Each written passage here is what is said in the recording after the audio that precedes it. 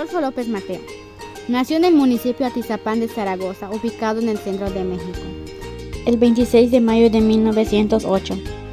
Hijo de Mariano Gerardo López y Elena Mateos Vega, ocupó el puesto de secretario del Trabajo en el sexenio de Adolfo Ruiz Cortines, ejerciéndose como tal de 1952 a 1957, fecha en la que se le designa candidato presidencial por el Partido Revolucionario Institucional. Triunfó en las elecciones sobre el candidato panista Luis Álvarez y gobernó de 1958 a 1964.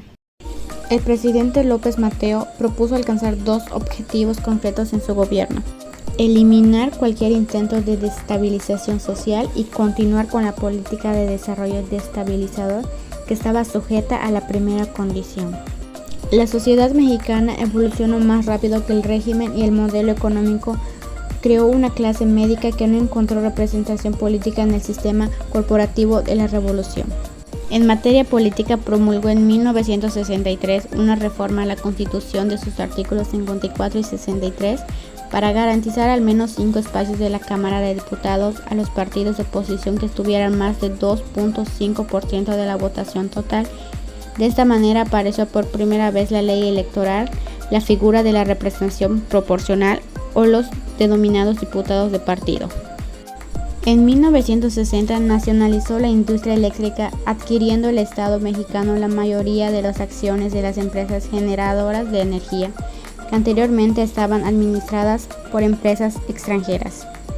El 27 de septiembre de 1960 dijo un discurso sobre el acto de la nacionalización de la industria eléctrica. Energía eléctrica, y de que el pueblo mexicano sea el único dueño de la que se produce, hemos adquirido la Compañía Mexicana de Luz y Fuerza Motriz y sus filiales.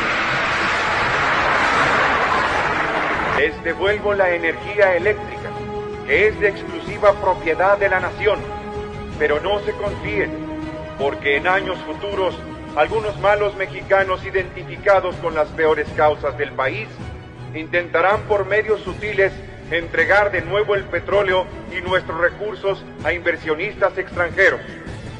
Ni un paso atrás fue la consigna de don Lázaro Cárdenas al nacionalizar nuestro petróleo. Solo un traidor entrega su país a los extranjeros, López Mateo se hizo cargo de la Secretaría de Trabajo y Previsión Social de 1952-1957.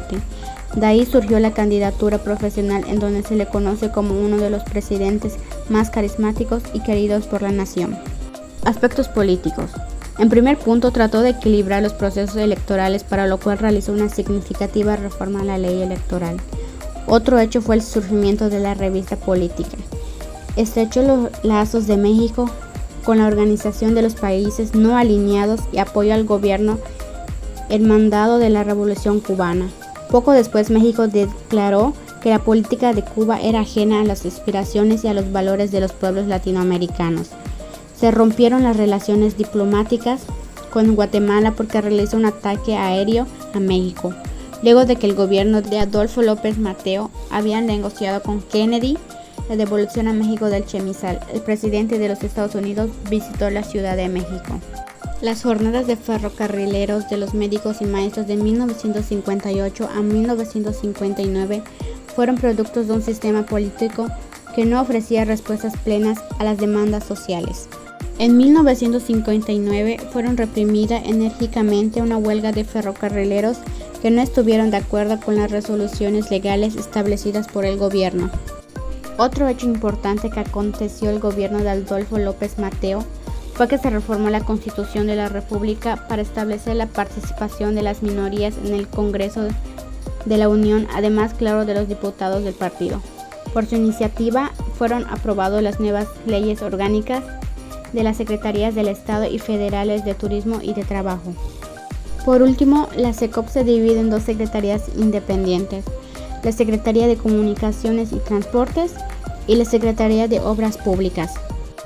Durante el mandato de Adolfo López Mateo, México controló el mercado de crecimiento mundial, logrando que creciera los sectores de la economía, particularmente la industria de los servicios con capital nacional e importantes inversiones extranjeras. El Estado de México adquirió la mayoría de las acciones de las empresas ganadoras de energía eléctrica. Se mejoró el nivel socioeconómico de los mexicanos y la industria creció 51.9% como resultado de las significativas inversiones en los sectores automotrices, petroquímicos, mecánico y de papel.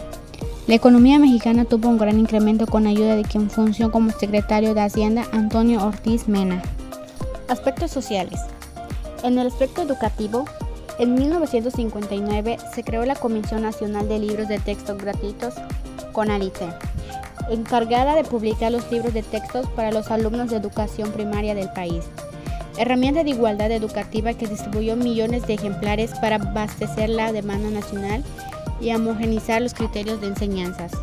Parte de las políticas conciliadoras, el 30 de diciembre de 1959 fue creado el Instituto de Seguridad Social al Servicio de Trabajadores del Estado, INSSSTE, como instrumento para brindar atención médica y seguimiento a pensiones y jubilaciones y otros servicios en beneficio de la burocracia del país.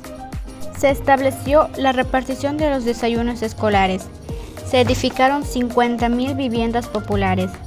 Se repartieron tierras a los trabajadores del campo. Se puso en marcha el mandato constitucional que establece el reparto de utilidades a los trabajadores y sentó los lineamientos del salario mínimo. Consiguió reprimir los comienzos ferrocarrileros, maestros y telefonistas. La huelga ferrocarrilera fue declarada inexistencia ilegal por las autoridades laborales. Estableció que los trabajadores recibieran un aguinaldo a finales de cada año, el cual es un pago especial cuyo valor se calcula con base a los días trabajados. Y con eso terminamos lo que es el sexenio de Adolfo López Mateo.